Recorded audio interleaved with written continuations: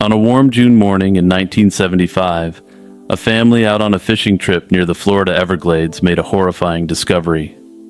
Lying side by side along a remote canal bank were the bodies of two teenage girls. They were identified as 14-year-olds Darlene Zetterauer and Barbara Schreiber, inseparable best friends from Hollywood, Florida, who had vanished just the day before. Witnesses last saw the girls the previous afternoon, happily climbing into a white van on a busy street in Hollywood, likely hitchhiking as they often did. That ordinary summer outing turned tragic. By the next day, both teens had been subject to the worst form of assault imaginable, and then shot. Their brutal slayings shocked the community and baffled investigators. For nearly 50 years, the case remained ice cold, a haunting mystery with no answers, until modern DNA technology and dogged police work finally brought the truth to light. Darlene Zetterauer and Barbara Schreiber were more like sisters than friends. Both had just finished 8th grade in June 1975 and were looking forward to starting high school in the fall. That summer, the 14-year-old girls spent their days together in Hollywood, a suburban city in Broward County. On June 18, 1975, the girls set off to celebrate the carefree start of summer vacation. They planned to spend the night at another friend's house, a routine sleepover that should have been perfectly safe. The pair were seen sitting on a bench along Sterling Road, laughing and talking. A white van pulled up to them, and being typical teens of the era, when hitchhiking and accepting rides was not uncommon, they hopped in without hesitation. That was the last time anyone saw Darlene and Barbara alive. When the girls didn't arrive at their friend's house or return home, their families grew concerned. The next morning, concern turned to tragedy. A fisherman and his family, navigating a canal at the edge of the Everglades, spotted something awful on the muddy bank. It was the two bodies of Darlene and Barbara. The girls' bright futures had been brutally stolen. In an instant, two families were destroyed, and an entire community was gripped with fear. Broward County detectives launched an intensive investigation, and unsurprisingly, they threw the full weight of the state into solving this disgusting crime. Dozens of officers, crime scene investigators, and forensic experts poured their efforts into finding who had taken Darlene and Barbara's lives. A friend of the girls later recalled seeing the two get into the van and even remembered being invited along, an offer she declined. This confirmed with certainty that the girls were lured into the vehicle.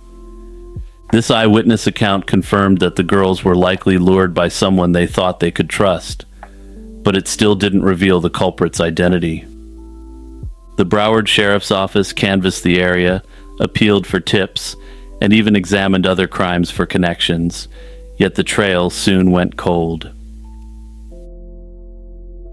At the time, South Florida was in the grip of what the media dubbed the flat tire slayings. This is a string of unsolved attacks on young women in 1975 and 76, many of whose bodies were found near canals. Darlene and Barbara's slayings fit the pattern in some ways, and authorities wondered if a serial predator might be preying on women and girls in the area.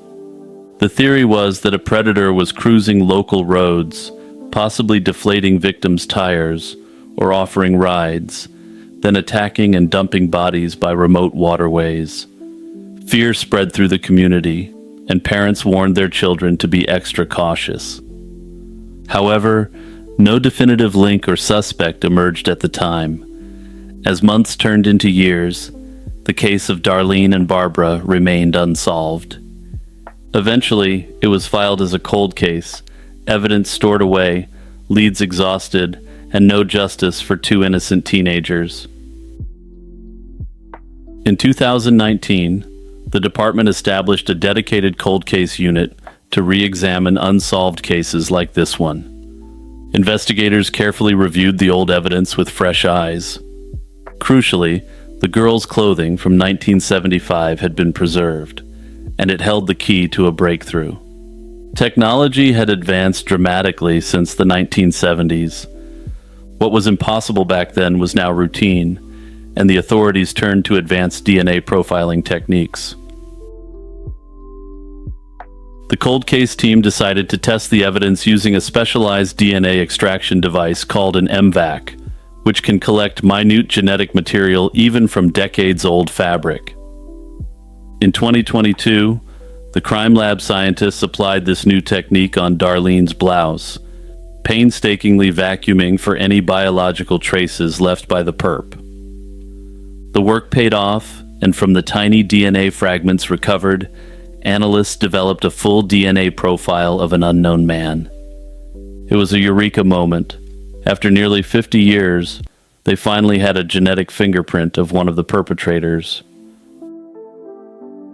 Using criminal DNA databases and genealogical research, the profile was soon matched to a name. Robert Clark Keebler emerged as the prime suspect. Keebler was a convicted felon with a long record of violence, including armed robbery and indecent assault spanning from California to South Florida.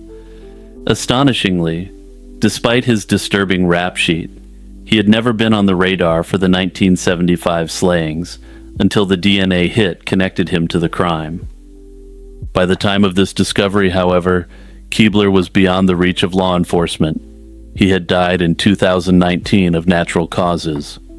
Still, this revelation brought a surge of energy to the investigation and a measure of solace that the mystery was at last unraveling. The genetic testing revealed another disturbing twist, though. The cops had always thought there could have been two men involved in the crime, based on the testimony of witnesses. It turned out that they were correct. By 2025, the cops announced that a second suspect had been identified, Larry Stein. Like Keebler, Stein had a history of serious crime, and he was actually an associate of Keebler's during the 1970s. Back in 1975, both men were in their early 20s and already had rap sheets full of violence. Investigators discovered that Stein and Keebler's criminal records included burglaries, assaults, even prior instances of abducting women in Florida and beyond. They were exactly the type of predators who could commit such a heinous act. Tragically, but perhaps thankfully, Stein would also never face justice in a courtroom. He had died in 2005 at the age of 50, his life ending long before the DNA evidence could tie him to this crime. With Keebler and Stein identified as the culprits, the Broward Sheriff's Office finally declared the case solved. Advancements in DNA testing and solid detective work had brought definitive answers in the slayings of Darlene Zetterauer and Barbara Schreiber. Importantly, investigators don't believe that Keebler and Stein were responsible for any of the other flat tire slayings in the area, despite initial speculation decades ago. Those other cases remain officially unsolved and likely unrelated, at least according to the authorities. The 1975 double slaying of Darlene and Barbara appears to have been an isolated opportunistic crime committed by two individuals who crossed paths with the girls on that fateful day. Detectives suspect the men may have targeted the teens simply because they were there and willing to accept a ride. While the cops couldn't be sure why the crime was committed, the primary motive seemed to be the commission of an indecent assault. The slayings were simply a way for these two sick men to cover up their messed up crimes. Hey everyone, it's Jimmy here with a quick reminder to like, subscribe, and share this video, and also hit that notification bell. Anyway, let's get back to business. For over 3 decades, a mystery haunted the city of Garden Grove, California. On a quiet night in May 1987, 23-year-old Shannon Lloyd was found brutally slain in the house where she rented a room. The discovery of her lifeless body, evidence of a violent struggle and a life cut short, sent shockwaves through the community and left police puzzled and desperate for answers. Who would do this to a young mother in her own home? And would the perpetrator ever be brought to justice? Those questions lingered for decades, until a remarkable breakthrough in forensic science finally cracked the case wide open. Shannon was a mother to a young son and had a steady boyfriend who often visited her. She lived in a rented room on Donna Lane in Garden Grove, an Orange County suburb where she was striving to build a good life for herself and her kid. By all accounts, Shannon was a devoted mother who was just trying her best, making the violent end to her life all the more heartbreaking. Late on May 21st, 1987, the unthinkable happened. Shannon's roommate, a 70-year-old man who shared the house, found her slain shortly before midnight. Panic ensued as he rushed to a neighbor's home to call the police and report the horror he had discovered. When officers arrived, they found a grim scene. Shannon had been indecently assaulted and strangled to death in her own room. There were no obvious signs of forced entry, and nothing of value appeared to be missing, which immediately deepened the mystery. It seemed that Shannon had either willingly let her perpetrator into the house, or perhaps knew the person who did this to her. Crucially, in 1987, forensic DNA analysis was still in its infancy, so investigators didn't have today's powerful genetic tools at their disposal. With limited technology and no eyewitnesses, they had to rely on traditional detective work, which unfortunately yielded no answers at the time. Detectives worked tirelessly in the aftermath of the act. They canvassed the neighborhood and interviewed everyone who knew Shannon, from her boyfriend to local acquaintances. Neighbors told police that while Shannon was mostly friendly and kind, there had been occasional visitors who raised eyebrows.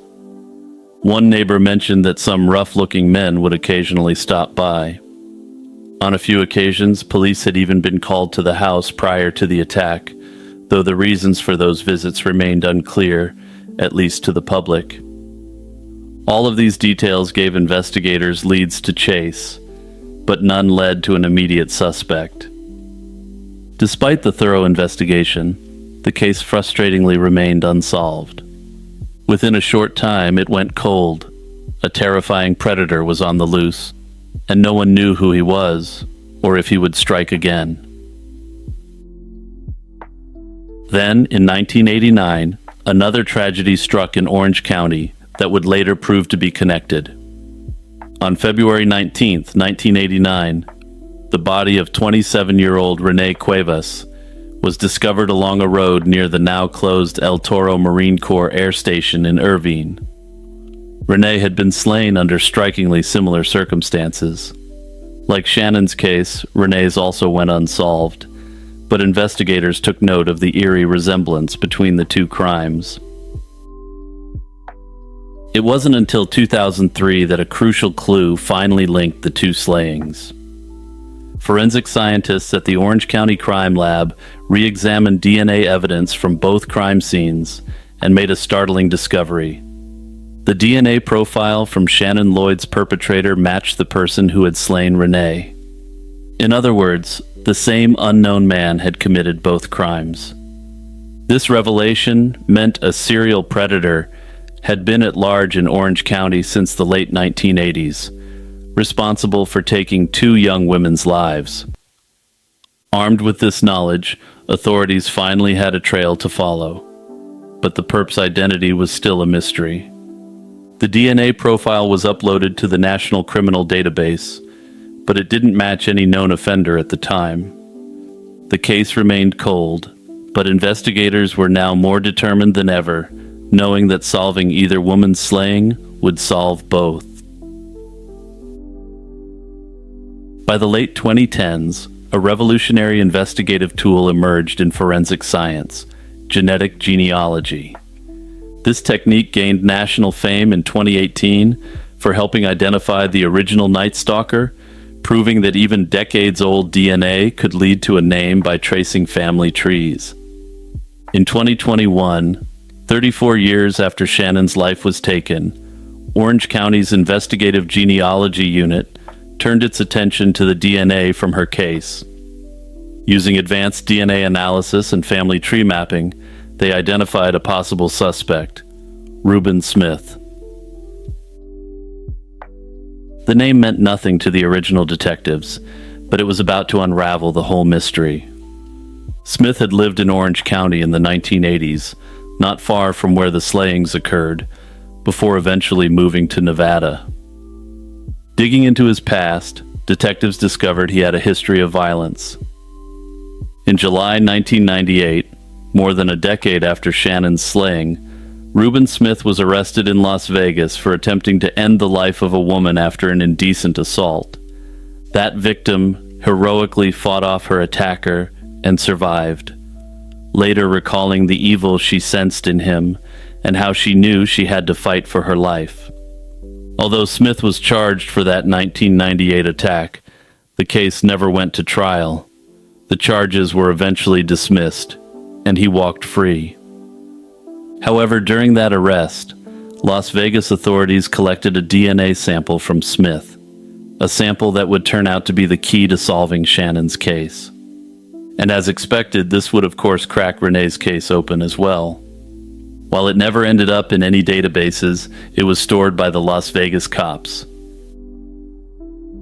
Once Smith's name surfaced through genetic genealogy, investigators pulled his 1998 DNA sample from storage and compared it to the DNA from the crime scenes.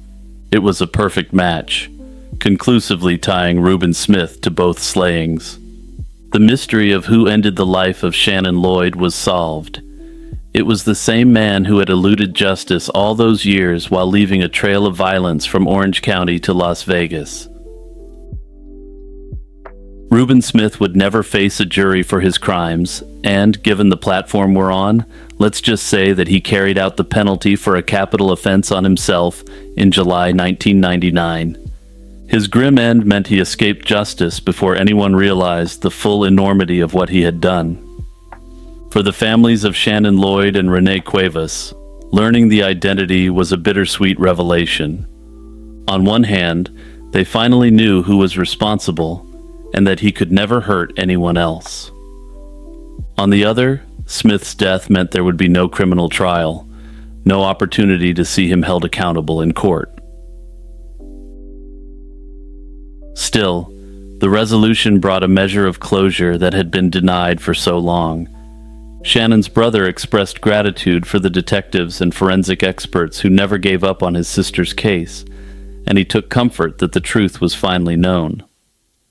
Likewise, Renee Cuevas' relatives thanked law enforcement for their persistence and said that knowing the perpetrator's name brought some peace to their family.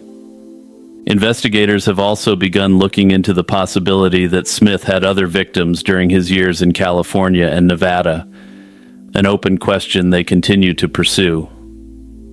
Right now, though, no other crimes have been confirmed, though the authorities have confirmed they are investigating him as a potential serial perpetrator.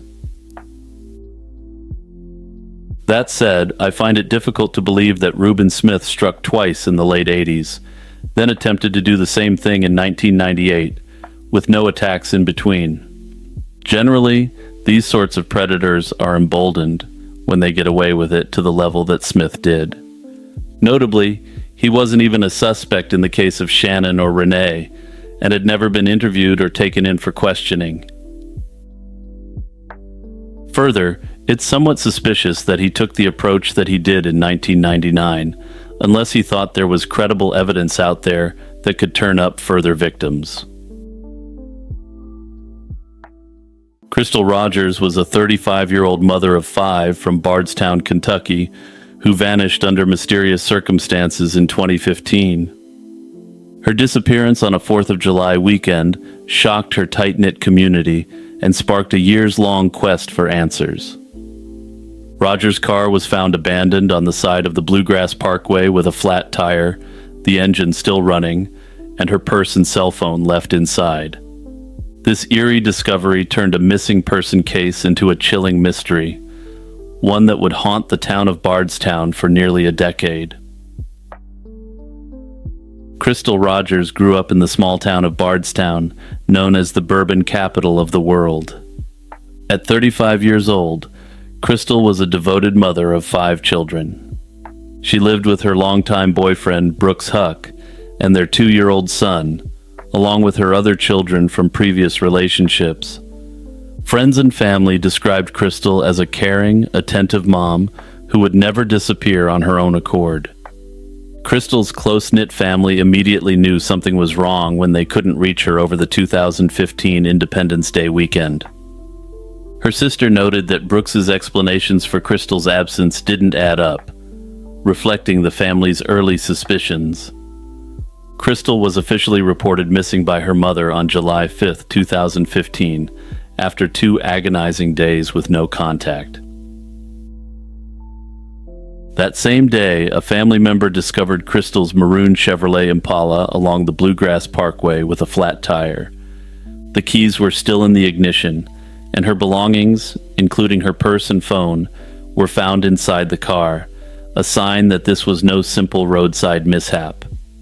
To her loved ones, these details were terrifying. Crystal would never have willingly left her car under those conditions, let alone without telling anyone. The last known sighting of Crystal Rogers was on the evening of July 3, 2015. According to her boyfriend Brooks Huck, they spent that rainy night at his family's farm for what was supposed to be a special date. Huck later told police that around midnight they returned home, and Crystal was up playing games on her phone when he went to bed. He claimed that when he awoke the next morning, Crystal was gone, and so was her car. At first, Brooks said he wasn't alarmed, suggesting Crystal might have gone to stay at a cousin's house for the night, something he implied she had done before. But as the hours passed on July 4th with no word from her, Crystal's family became increasingly frantic. By July 5th, they involved law enforcement, and the missing person investigation began in earnest. The discovery of Crystal's car that afternoon transformed the case. It was found near mile marker 14 on the Bluegrass Parkway, a desolate stretch of highway just outside Bardstown. The car had a flat tire, which appeared to have forced it to the roadside, and it was still unlocked with the keys in place. Inside were all the signs of an interrupted life. Her cell phone, handbag, and other personal items sat untouched. There were no obvious indications of a struggle at the scene, but the situation looked undeniably suspicious. The abandoned car with a flat tire seemed staged to look like a simple breakdown. Friends and family insisted Crystal would have called for help if she had a flat, not wandered off into the night. From the very start, foul play was strongly suspected in Crystal's disappearance. Right away, suspicion turned toward Crystal's boyfriend, Brooks Huck, who was the last person known to see her alive. In fact, Brooks was the one person who didn't join the massive volunteer searches that the family and community organized in the days after Crystal went missing. Crystal's family found Brooks' demeanor and actions odd, as her sister Brooke Ballard noted, quote, "He has not offered once to search or help or do anything for the family." On July 8, 2015, just 5 days after Crystal vanished, Nelson County Sheriff's investigators brought Brooks in for questioning. During that interview, a dramatic incident occurred. Brooks's brother, Nick Huck, who was then an officer with the Bardstown Police Department, called Brooks's cell phone in the middle of the interview. Despite being a cop himself, he allegedly warned his brother not to speak with the police. This interference immediately raised eyebrows, and investigators suspected that Nick was trying to help his brother thwart the investigation. As the probe continued, more red flags emerged. Brooks Huck agreed to take a polygraph test, but the results came back inconclusive. While polygraph tests themselves can't actually reveal if someone isn't telling the truth, they are an investigative tool. If someone engages in known deceptive tactics while taking one, it's generally not a good sign as to their innocence. Meanwhile, Nick Huck also underwent an FBI-administered lie detector test regarding his knowledge of the case. He failed that polygraph as well, again by showing signs of deception done to trick the test administrator. By October 2015, Nick Huck was fired from the Bardstown Police Department for interfering with the investigation and violating department policies. No charges were ever brought against Nick, but his actions early on fueled widespread speculation of a cover-up within the Huck family. Investigators scoured the Huck family's properties for clues. One lead involved Brooks's grandmother, Anna Whitesides, and a car she owned. Whitesides sold her white Buick shortly after Rogers went missing, raising suspicions it might have been used to dispose of Crystal's body. She invoked her Fifth Amendment right and refused to testify about the car, leaving that lead unresolved. Detectives eventually searched the vehicle and related properties for any trace evidence, but if they found anything significant, it was never disclosed to the public. This was one of many frustrating dead ends Bardstown authorities encountered as they chased leads in the early years of the case. While leads came and went, Crystal's family, the Ballards, refused to give up. Her parents, Tommy and Sherry Ballard, became outspoken advocates for finding Crystal and keeping her story alive. In the months after Crystal's disappearance, the Ballards organized volunteer search parties and plastered the area with flyers. They even erected a sign along the Bluegrass Parkway near the spot where her car was found, pleading for information. They were convinced that Brooks Huck was responsible and were frustrated by the lack of an arrest. Tragically, the family's nightmare deepened when Crystal's father Tommy was killed in an unsolved shooting the following year. On the morning of November 19, 2016, 16 months after Crystal vanished, 54-year-old Tommy Ballard was shot and killed on his own property while preparing for a hunting trip. His 12-year-old grandson was also present with him at the time. Tommy had been looking through his rifle's scope when a single bullet struck his chest. Police quickly ruled out any possibility that the grandson could have fired the shot, and they confirmed Tommy's own gun had never been discharged. The angle of the shot suggested an unknown sniper. To this day, Tommy Ballard's slaying remains unsolved, and many in Bardstown believe it is no coincidence. Prosecutors have hinted the cases are linked. In fact, during Huck's trial, they revealed they're waiting on test results from a gun that might have been used to eliminate Tommy Ballard. In 2020, the FBI took over the Rogers investigation and executed fresh searches in Bardstown, hoping to find what local authorities couldn't. Agents dug for evidence in August 2020 and again in August 2021, even excavating a subdivision where Brooks Huck had built houses after Crystal's disappearance. The FBI revealed that an item of interest was recovered during the 2021 search, though they didn't disclose details. By 2022 and 2023, whispers of progress grew louder. Investigators quietly re-interviewed witnesses and applied advanced analysis to cell phone records and other digital data from 2015. With fresh eyes on the case, authorities started to zero in on a pair of local men, a father and son, who had been peripheral figures in the original investigation. Joseph Lawson, then 32, was an acquaintance of Brooks Huck. His father, Stephen Lawson, also had ties to Brooks' circle of friends. Rumors swirled that these two had helped Brooks cover up Crystal's disappearance, but for years no charges were filed against them either. Finally, a breakthrough came in the fall of 2023. In September 2023, a Nelson County grand jury indicted Joseph Lawson on charges of conspiracy and complicity in tampering with physical evidence. Notably, the indictment did not explicitly name Crystal Rogers as the victim, but the dates and details matched her case. This was the first time anyone had been officially charged in connection with Crystal's disappearance since she went missing. Less than 2 weeks later, the long-awaited moment arrived. Brooks Huck was arrested. On September 27, 2023, FBI agents and Kentucky State Police took Brooks into custody and charged him with Crystal's slaying and with tampering with physical evidence. He was 41 years old at the time and had been living under a cloud of suspicion for 8 years. At Brooks' arraignment, prosecutors revealed a stunning piece of evidence. They had recovered a firearm that Brooks' brother, Nick Huck, sold under a false name. Investigators believed that this could be the weapon used to kill Crystal's father, Tommy Ballard. This revelation linked the two Bardstown mysteries and suggested a broader conspiracy. A judge set Brooks Huck's bond at a staggering $10 million, reflecting the seriousness of the charges and the risk of flight or obstruction if he were released.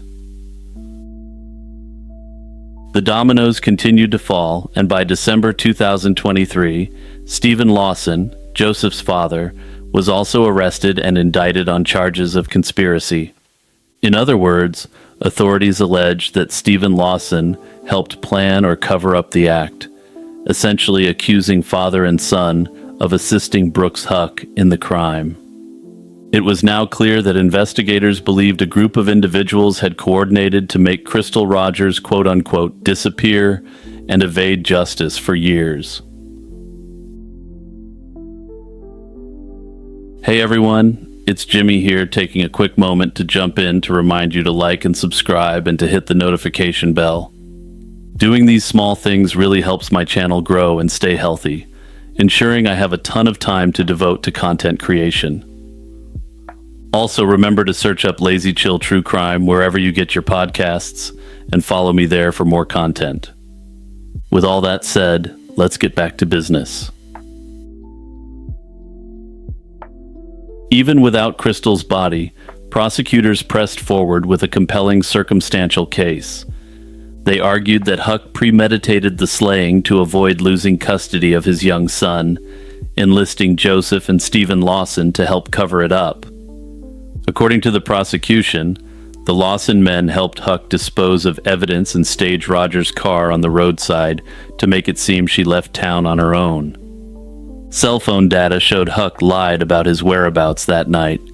Witnesses later testified they overheard the suspects making incriminating statements about, quote, getting rid of Crystal and her car.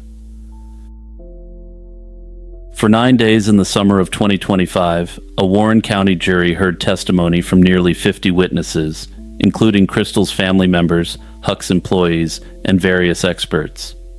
Prosecutors presented evidence ranging from cell phone records and surveillance videos to witness accounts of Huck's and Lawson's incriminating statements. All this evidence was intended to show a pattern of lies and a carefully planned crime. They highlighted how Brooks and those close to him had allegedly obstructed the investigation from day one. They pointed to Nick Huck's interference and Anna Whiteside's silence, indicating a concerted effort at a cover-up after the fact. The defense, for its part, emphasized that there was no direct physical evidence linking the accused to a slaying.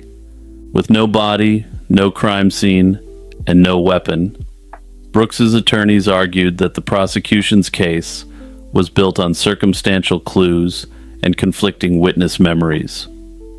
They tried to cast doubt on witnesses and argued that the investigators' theories required stacking many unproven assumptions.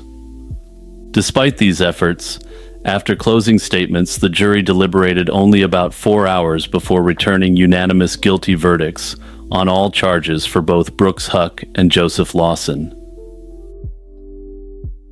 The guilty verdicts marked the end of a decade-long saga. Huck, now 43, was convicted of Crystal's slaying and of tampering with physical evidence, while Lawson, 34, was convicted of conspiracy and evidence tampering. The jury swiftly recommended the harshest penalties: life in prison for Huck and 25 years in prison for Lawson. Both men will be formally sentenced in August 2025, and by law must serve at least 85% of their terms before any possibility of parole. For Crystal's family, the moment was one of bittersweet relief. They wept and embraced in the courtroom, grateful that after 10 long years, someone was finally being held accountable. Crystal's mother, Sherry Ballard, smiled through tears, and her children said they had waited so long for justice. They still have one request of Huck, to reveal where Crystal's remains are, so that they can lay her to rest properly. Even without that answer yet, the family found comfort knowing Huck and Lawson will be behind bars and unable to hurt anyone else. With the convictions of Brooks Huck and the Lawson men, the Crystal Rogers case has finally, in one sense, been solved. Nearly a decade of uncertainty and pain for her family has culminated in accountability. Kentucky's Attorney General praised the work of the prosecutors and law enforcement and the tenacity of the Rogers family as the reason for this outcome. However, some very important questions still linger and need to be solved before this case is really truly closed out. In a very direct sense, the most pressing is the location of Crystal Rogers' remains. Despite extensive searches over the years, from cornfields to lakes, not a single trace of Crystal has ever been found. The hope is that with Brooks Huck now facing life in prison, he might eventually be compelled to reveal what he did with Crystal's body. I suspect that this won't be forthcoming anytime soon, despite the wishes of Crystal's family. The reason Huck likely hasn't revealed anything is simple.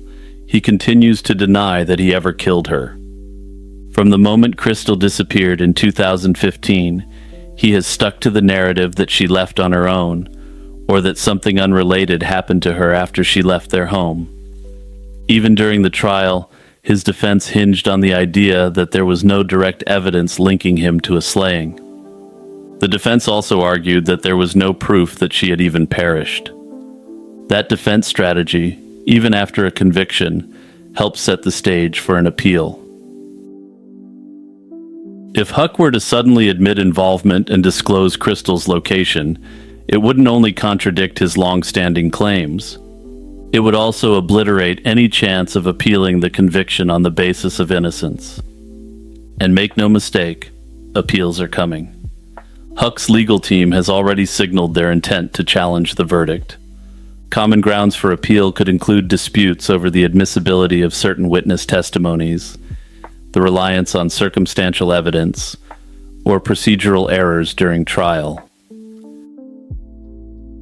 For an appellate court to take such challenges seriously, the defense needs to maintain the position that their client is innocent. Any admission from Huck, verbal or otherwise, could ruin that legal strategy. Another factor is that he may have had further accomplices involved in the disposal of her body, and the location of her remains may make this completely evident. Revealing the location of the remains could thus result in charges being filed against further associates, or perhaps family members. Given what we know of the evidence thus far, it's not hard to speculate on this sort of involvement. There's also a more chilling possibility that Huck views the location of Crystal's body as leverage. Though it's an unthinkable notion, some offenders use the knowledge of where a victim is buried as a final form of control, both over the victim's family and the legal system. Another unresolved thread is the slaying of Tommy Ballard. During Brooks Huck's trial, the prosecutor openly pointed out that Tommy's 2016 death may be related to Crystal's case. The recovered gun that may have been used to shoot Tommy is now undergoing forensic testing. If that firearm is conclusively linked, it could crack open a whole new chapter in this saga. Some believe that the same individuals who helped Brooks cover up Crystal's slaying might have also been involved in silencing her father. Law enforcement has not publicly named any suspects in Tommy's slaying, but the investigation remains active. Given that the FBI is actively investigating the case rather than the local police department, I have a feeling that we may actually see justice in that cold case as well. The saga of Crystal Rogers' disappearance is a poignant reminder that justice can take time, in this case a full decade, but persistence can pay off. What began as a baffling missing person case on a Kentucky highway in 2015 has culminated in a courtroom in 2025. This has provided a measure of justice for a young mother whose life was cruelly cut short, regardless of how many questions and unresolved mysteries continue to circle the case. In the early 1980s, Roger Wheeler spent millions buying a business that he hoped would be the basis for his sports empire. What he didn't know is that this purchase meant that he had entered into a fatal entanglement with the Boston Mob and Whitey Bulger, one of the most feared gangsters in American history. Wheeler was a self-made multimillionaire who came from humble beginnings, who had established himself as a well-known figure in Tulsa, Oklahoma. By 1981, the 55-year-old father of five had built a business empire, notably as the chairman of Telex, a communications company that employed thousands in the Tulsa area. Wheeler had a reputation as a shrewd, confident businessman who thrived on competition and always seemed to come out on top. Beyond Telex, he had diversified his ventures, and a few years earlier, he made a fateful decision. He purchased World High Lie, a Florida-based gaming and sports entertainment company. At first glance, World High Lie might have seemed like an exciting new opportunity. High Lie is a fast-paced sport that was popular in parts of Florida and New England, drawing crowds who enjoyed betting on the games. As the new owner and president, Wheeler aimed to legitimize and grow the business and attract mainstream audiences to the game. However, what he didn't know was that the organization he purchased was harboring an extremely dark secret. Behind the scenes, an organized crime group from Boston, the Winter Hill Gang, led by the notorious James Whitey Bulger, had infiltrated the company. They were running a lucrative skimming scheme, siphoning off cash from the operation's proceeds, particularly from parking lot revenues and concessions. The scheme was made possible by an inside man, H. Paul Rico, a former FBI agent who had retired and taken a job as head of security for the organization. As a former FBI man, Roger Wheeler initially trusted Rico implicitly in what would turn out to be a grave mistake right from the start. Rico had once cultivated Bulger and other mobsters as informants in Boston, and now he was helping them line their pockets by stealing from Wheeler's new venture. Roger Wheeler wasn't someone to let money slip away unnoticed, and within a couple of years of buying World High Lie, he grew suspicious. He noticed irregularities in the financial records, profits that didn't add up, and cash that vanished before it could be reported. Wheeler voiced concerns that something wasn't right at the company, and he even confided to family that he was considering selling the business, sensing deeper problems. In early 1981, he fired several key employees at the company's Connecticut and Florida operations, including financial officers, suspecting them of involvement in an embezzlement ring. He sent his own son on a discreet trip to Florida to inspect the books and the computer systems for evidence of theft. Wheeler's relentless probing into the company's affairs signaled to Rico that the scheme was in jeopardy. The Winter Hill Gang ended up catching wind of this and decided to eliminate the problem at its source. On May 27, 1981, a sunny Wednesday afternoon in Tulsa, Roger stuck to his routine. Each week, he enjoyed a round of golf at the exclusive Southern Hills Country Club, where he was a prominent member.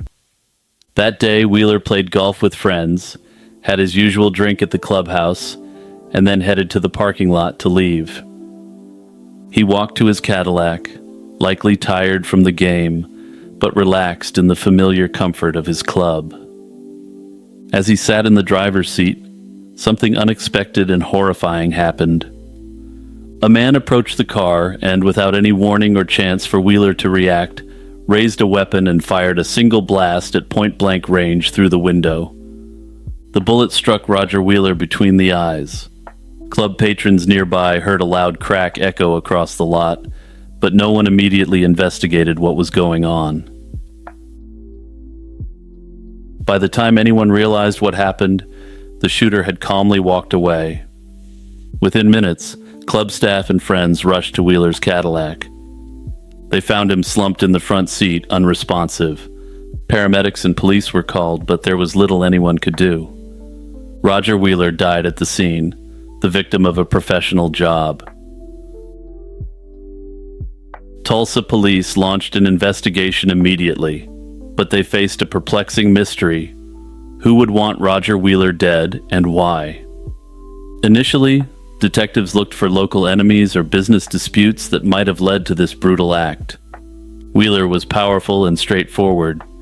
Perhaps someone held a grudge from a business deal gone bad. Yet, from the start, signs pointed away from the typical motives. This was a meticulous, calculated slaying by an unknown assailant who appeared to vanish without a trace. One of the Tulsa detectives assigned to the case quickly sensed this wasn't a simple local crime.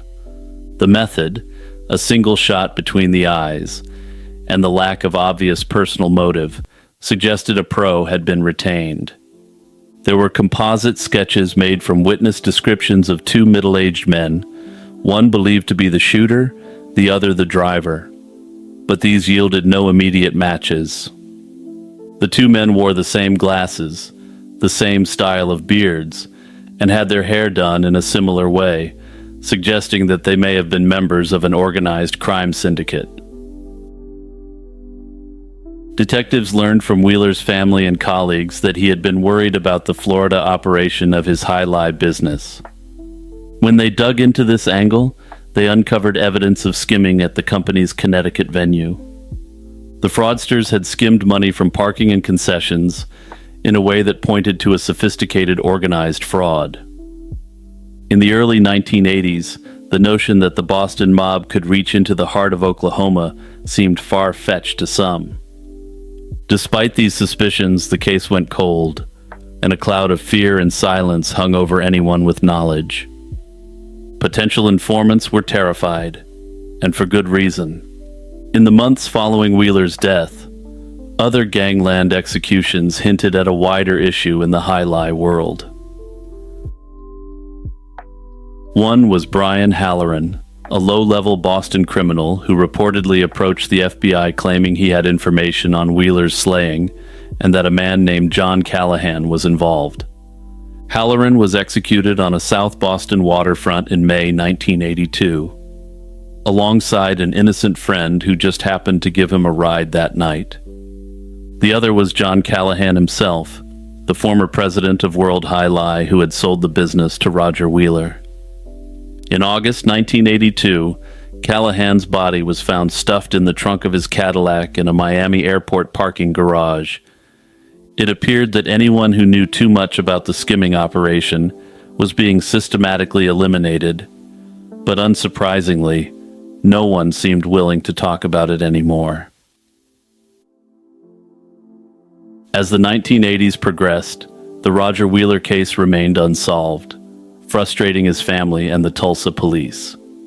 Eventually, Tulsa detectives began to suspect that the very people who should have been their allies were hindering the investigation. The FBI had jurisdiction over interstate crime and organized crime, and given the emerging Boston mob connection, one would expect federal agents to be deeply involved in helping Tulsa police. However, they were largely kept in the dark about the investigation. Unbeknownst to Tulsa detectives at the time, this reluctance had a sinister explanation. Agents in the FBI's Boston office were themselves compromised. It later emerged that certain Boston FBI agents had extraordinarily close relationships with Whitey Bulger. Bulger, incredibly, had been acting as an FBI informant since the 1970s, feeding agents information on rival gangs while he was effectively given license to commit crimes. Throughout the investigation, one name kept surfacing: H. Paul Rico, the former FBI agent turned World High-Lie security chief. By 1982, Tulsa detectives suspected that Rico might have played a role in Wheeler's demise, and that the FBI may be compromised. That said, at the time, more level-headed investigators in Tulsa dismissed this as a virtual impossibility. As time went on, though, those suspicions were bolstered as the truth about the Winter Hill Gang's infiltration of the FBI trickled out in the late 1990s.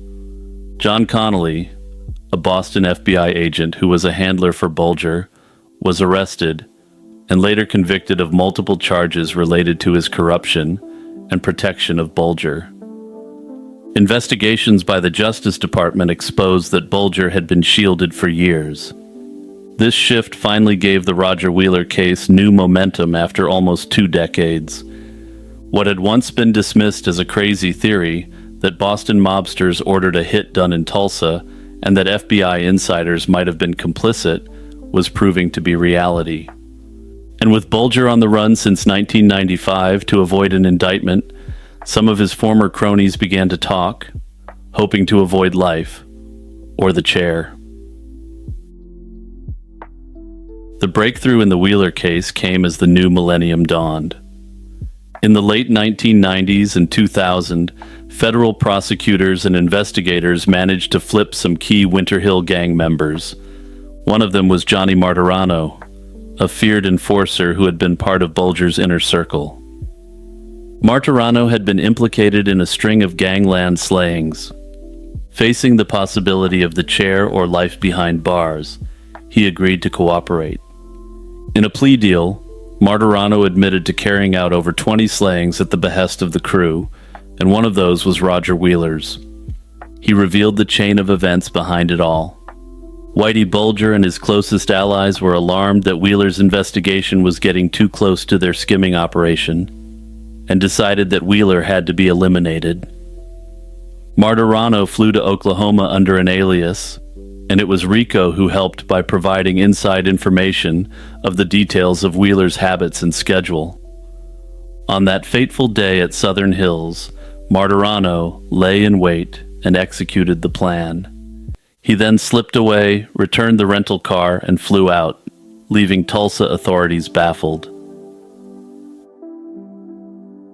In March 2001, nearly 20 years after the slaying, a Tulsa grand jury finally indicted all those responsible for the slaying of Roger Wheeler. By that time, 2 other men allegedly central to the crime were already dead. By way of refresher, Brian Halloran, the low-level Boston career criminal, had been snuffed out in 1982 on that South Boston shoreline. While John Callahan, the former World High-Lie president, was stuffed into a trunk in Miami. Bulger, the mastermind of the operation, was still a fugitive when the indictments came down, and he had slipped away in 1995 after a tip-off about pending charges. Another stunning development was the indictment of former agent Paul Rico in 2003. At age 78, Rico was arrested and charged with aiding in the slaying of Roger Wheeler. Rico maintained his innocence, and he would never face trial. He died of natural causes in 2004 while in custody awaiting proceedings. Notably, Martirano, with 20 bodies to his name, including Roger Wheeler's, was given only a 15-year sentence as part of his plea bargain. In June 2011, 30 years after Roger Wheeler was slain in that Tulsa parking lot, news broke that Whitey Bulger had been captured. He was arrested in Santa Monica, California, where he had been living in hiding with his longtime girlfriend. Bulger's arrest made headlines worldwide after years of being one of the most high-profile wanted people in the country. Federal authorities decided to try all his cases together, as is usual in such complex interjurisdictional matters. In 2013, Whitey Bulger went on trial for the slaying of Roger Wheeler, amongst numerous others. The jury found he had participated in Wheeler's slaying, and he was sentenced to 2 life terms plus 5 years, ensuring the 83-year-old mobster would die in prison. Bulger would go on to meet a violent and horrific end behind bars in 2018 at the hands of his fellow inmates, his life of crime finally having caught up to him in his old age. When Teresa Scalf failed to show up for her nursing shift on October 27, 1986, her mother went to check on her and uncovered a nightmare. Teresa, a 29-year-old nurse and mother, was found brutally slain in her Lakeland, Florida home. The violent crime shocked the community and devastated Teresa's family. Yet despite an intensive investigation, the perpetrator remained unidentified. For 37 years, the question of who ended the life of Teresa went unanswered, until modern DNA technology finally revealed the truth. A newly licensed registered nurse and single mom, Teresa had an 8-year-old son who was the center of her world. She was known for her compassionate and giving nature. Those who knew her described her as warm-hearted and dedicated to caring for others. Tragically, it was in her own home that this young woman's life was violently cut short. On October 27, 1986, Teresa returned to her Lakeland duplex after finishing a night shift at the hospital. She spoke by phone with her mother, Betty, around 2:30 p.m. to ask if Betty could pick up her son from school later that day. That was the last time anyone heard from Teresa. When Teresa failed to show up for her 7 p.m. nursing shift that evening, her family grew worried. The hospital alerted her mother that Teresa hadn't arrived for work, so Betty drove to her daughter's home to check on her. By 8 or 9, the house was dark and silent, and no one answered the door. The front door was locked, so Betty used a credit card to pry it open and let herself in. Inside, she discovered a horrific scene. Teresa lay on the living room floor in a pool of blood, brutally stabbed to death. Her throat had been slashed so severely that it nearly severed her head, and the wounds on her hands and arms showed she had fought desperately against her attacker. Detectives determined that the attack was motivated by the perpetrator's desire to indecently assault Teresa. However, he wasn't able to complete the act, likely due to Teresa putting up a much more serious fight than he anticipated. Unfortunately, outside, a heavy rainstorm blew through that night, potentially washing away any footprints or other traces the perpetrator left around the house. Police canvassed the neighborhood and questioned everyone living nearby, hoping for a lead. Teresa's sisters later recalled that she had mentioned a creepy neighbor who once showed up at her door with a hastily potted flower and gave her an uneasy feeling. However, she hadn't known the man's name, so that hint never led to anything concrete at the time. Sheriff's detectives launched an investigation but quickly hit a wall. They interviewed Teresa's friends, ex-boyfriends, relatives, and neighbors, but no evidence linked anyone to the crime. One of the neighbors questioned was 33-year-old Donald Douglas, who lived directly behind Teresa's home. Douglas answered all their questions calmly and had no visible injuries from any struggle, so he wasn't considered a suspect and was quickly eliminated from contention. What nobody knew at this time was that Douglas was that creepy neighbor who had awkwardly presented a flower to Teresa. With no eyewitnesses and no weapon found, the investigators had little to go on beyond the physical evidence. Crucially, forensic technicians had collected the drops of blood that weren't Teresa's and preserved them as evidence. In the late 1980s, DNA profiling was new and not widely available, but detectives hoped that someday this blood would lead to the perpetrator. Years later, as DNA technology advanced, the sample was entered into the FBI's database of DNA profiles. No match was found. The DNA didn't match any profile in the system. That meant the person who left that blood, presumably the perp, had never been arrested and therefore wasn't in the database. Eventually, investigators accepted that barring some unforeseen breakthrough, the perpetrator would likely walk free for the remainder of his days. In 2022, decades after the trail had gone cold, investigators took a fresh approach using forensic genetic genealogy. The Polk County Sheriff's Office teamed with Othram, a private lab specializing in forensic genetic genealogy for cold cases. Othram's analysis of the unknown blood identified distant relatives of the suspect through genealogical databases. One surprising discovery in this DNA family tree was a hidden branch, an out-of-wedlock child born in the 1940s that few in the family knew about. This long-ago secret meant the suspect had distant kin in the database that wouldn't have been obvious from his immediate family. Tracing that lineage eventually led investigators to a family who had lived right behind Teresa's house in 1986. All signs pointed to one man in that family, Teresa's former neighbor, Donald Douglas. Nearly 37 years after Teresa's death, detectives finally had the evidence to name the perpetrator once and for all. They obtained a DNA sample from one of Donald Douglas's adult children and confirmed that the blood from the crime scene belonged to Douglas. The mild-mannered neighbor who had escaped suspicion in 1986 was unmasked as the perpetrator after all these years. Unfortunately, Douglas could never be brought to justice. He had died of natural causes in 2008 at the age of 54, so he was never charged.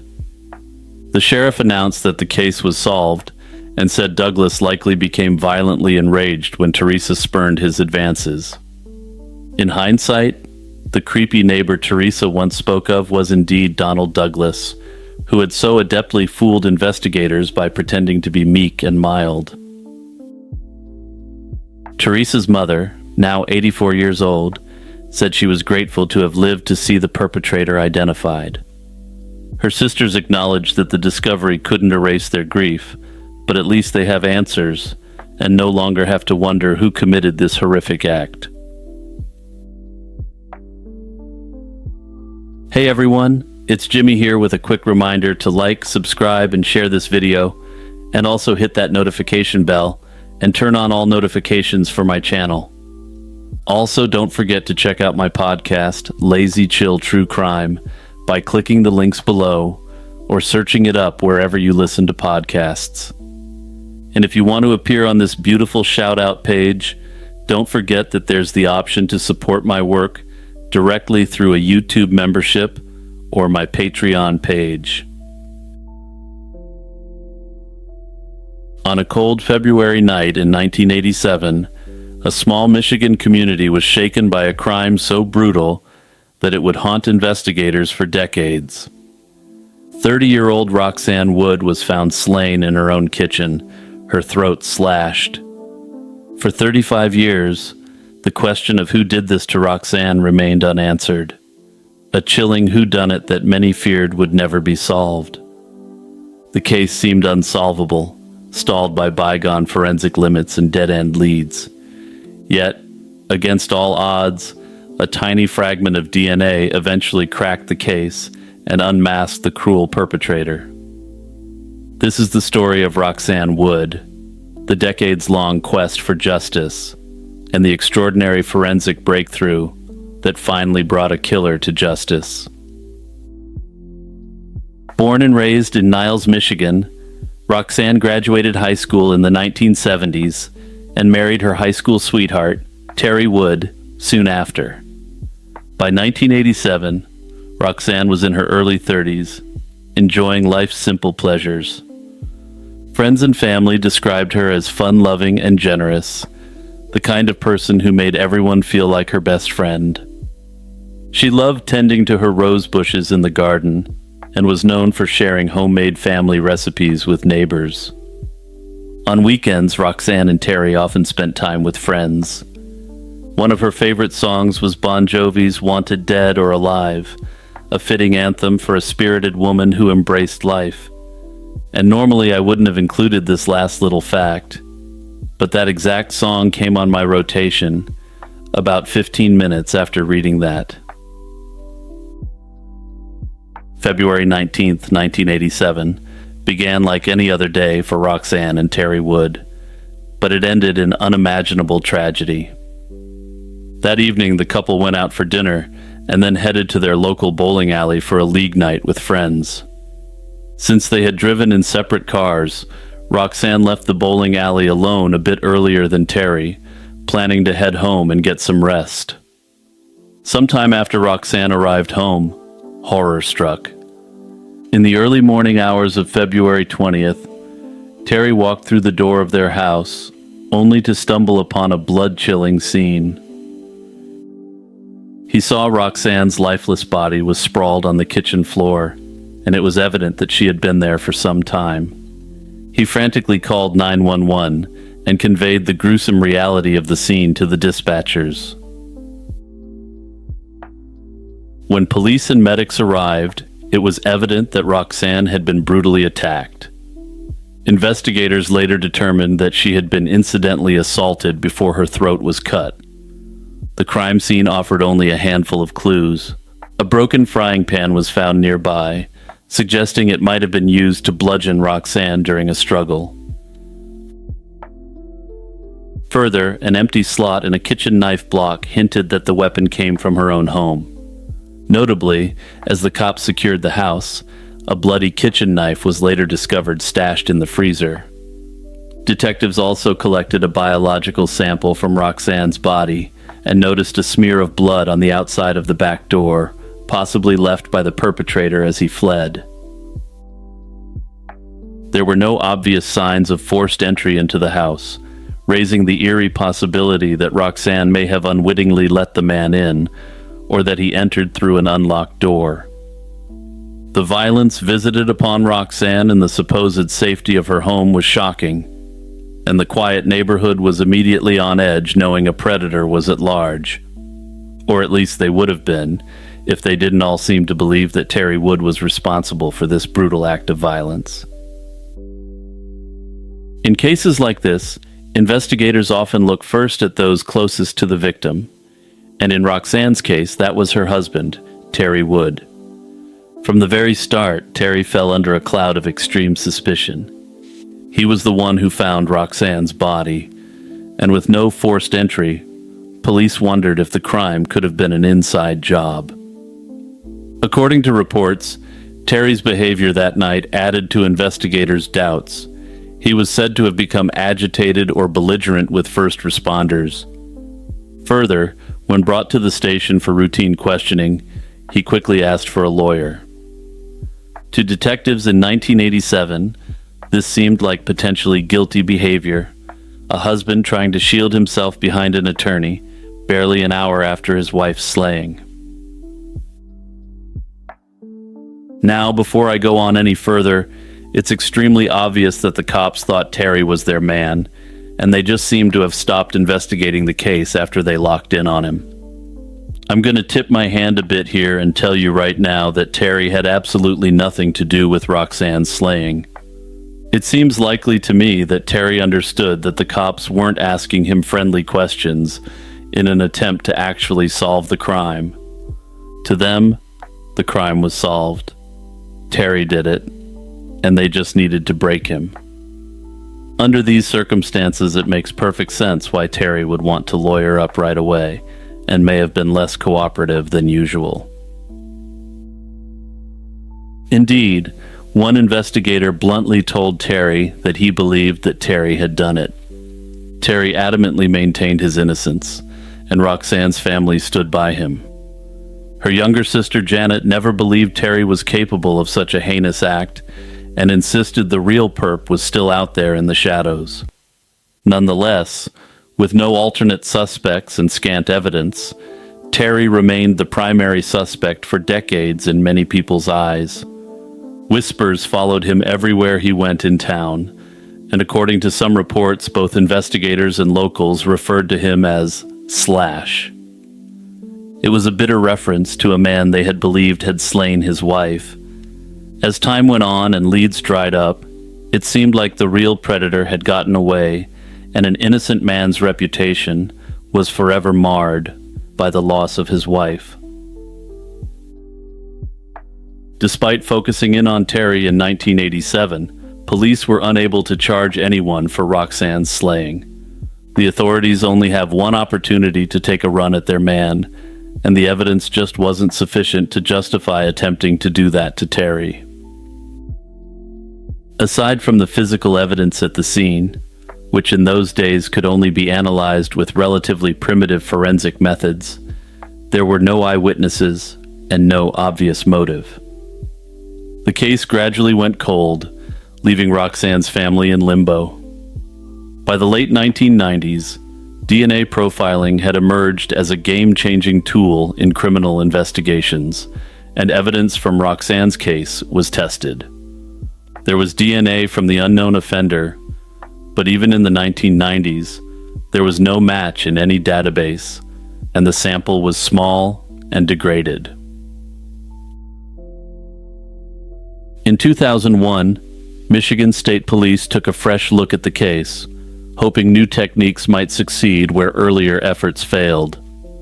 Unfortunately, that review also ended without a breakthrough, and Roxanne's file returned to the unsolved case shelves.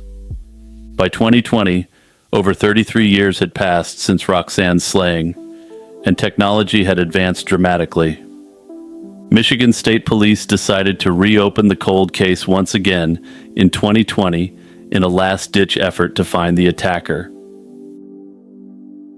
The turning point in this cold case arrived when detectives turned to genetic genealogy. In 2020, investigators sent what remained of the DNA sample from Roxanne's case to Identifinders International, a California-based company specializing in forensic genealogy. This was a long shot. The sample was tiny and degraded, consisting of only a few human cells worth of DNA. In fact, it was the smallest amount of DNA ever attempted for this kind of analysis, roughly 3% of the quantity normally required to build a genetic profile based on the tech at the time. They painstakingly processed the minute DNA fragments, and against the odds, they managed to extract enough genetic information to work with. It was a groundbreaking achievement in its own right. For the first time, such a low-quantity DNA sample was successfully used to generate a genealogical lead in a criminal case. One name jumped out, Patrick Wayne Gillum, a man who, as fate would have it, lived just across the state line in South Bend, Indiana, only a few miles from Niles, Michigan. Gillham had never been on the radar back in 1987, but now he was the focus of an intense investigation.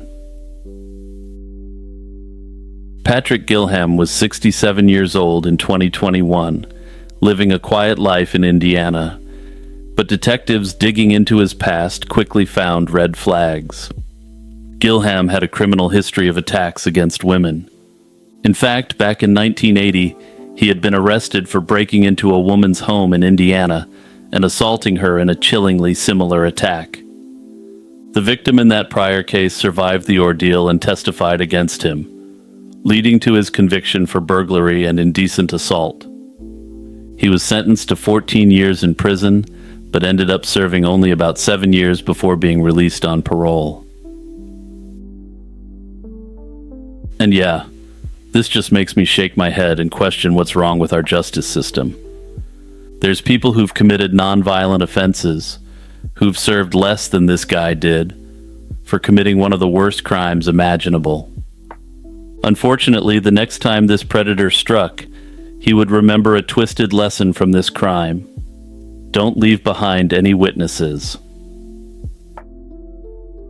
Just a few months after he regained his freedom, Gillum slipped into Michigan and police believe ended the life of Roxanne Wood.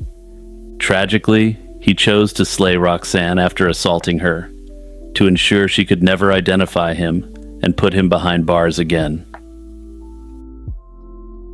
Armed with their new suspect, Michigan State Police needed concrete proof to secure an arrest. Genetic genealogy had pointed to this potential perpetrator, but they required a direct DNA sample from him to confirm it was his DNA at the 1987 crime scene. In May 2021, an undercover surveillance team tailed Patrick Gillum for days, waiting for an opportunity to collect something he touched or discarded. They soon noticed that he was a smoker, which presented the perfect chance. A thrown-away cigarette could contain his DNA-rich saliva. One day, investigators observed Gillham flick a cigarette butt from his truck window and seized it, but that attempt hit a snag when the lab found the DNA on it wasn't a match. Reports indicate that the cop may have picked up the wrong cigarette butt. And since I'm running on a deficit of Simpsons references lately, boy, I really hope someone got fired for that blunder. Undeterred, the team tried again. A state trooper cleverly struck up a conversation with Gillum outside a laundromat, even smoking a cigarette with him to avoid arousing suspicion. He watched closely as Gillum finished his smoke and tossed the butt aside. The moment Gillum walked away, the trooper scooped up the still warm cigarette butt with gloved hands, and this time, the evidence was airtight. Lab results confirmed a perfect DNA match between him and the unknown male DNA from Roxanne's kit, conclusively tying him to the crime scene after 34 years. With the DNA match in hand, detectives moved quickly. In July 2021, they invited the perp to a police precinct under the pretense of discussing an old case, without immediately letting on that he was the prime suspect. They showed him a photo of Roxanne Wood and asked if he knew her. Gillum casually claimed he did not and soon grew uneasy, eventually saying, "I gotta talk to my lawyer." The cops bided their time a little longer to firm up the case, and on February 17th, 2022, almost exactly 35 years after Roxanne's slaying, police finally arrested Patrick Gillum. Confronted with the DNA evidence, he reportedly professed confusion, at one point telling investigators that he had no idea how his biological material could have got there. Wrong answer, Patrick. Wrong answer.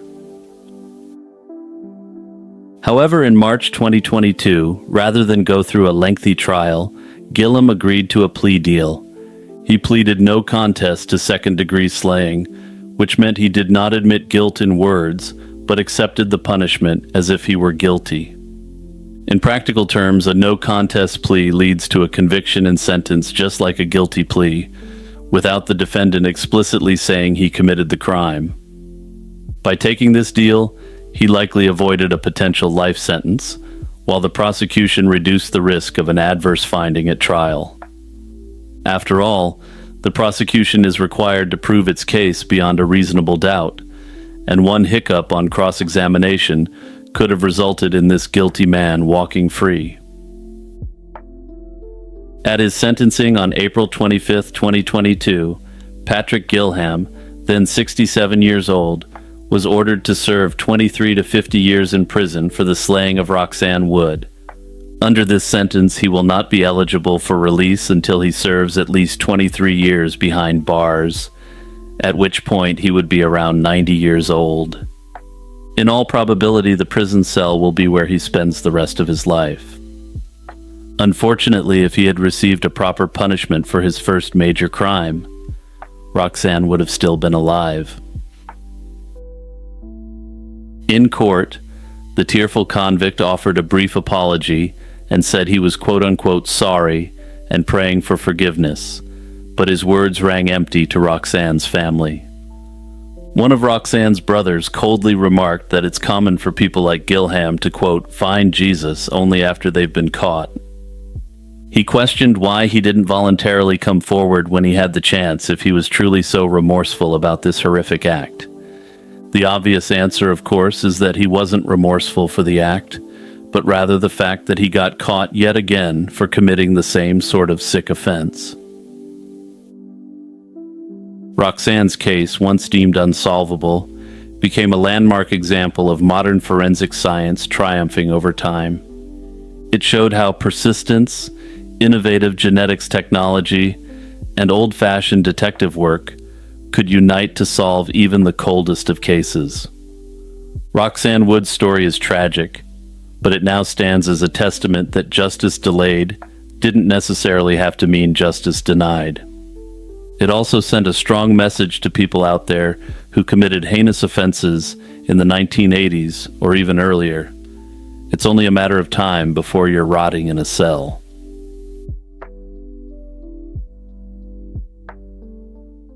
On the evening of July 31st, 2025, inside Florida State Prison, 60-year-old Edward Zakarzewski lay strapped to a gurney as the clock neared 6 o'clock. He had spent nearly 30 years condemned, and now he was about to get the big DP for a crime that had shattered his family and horrified his community back in 1994.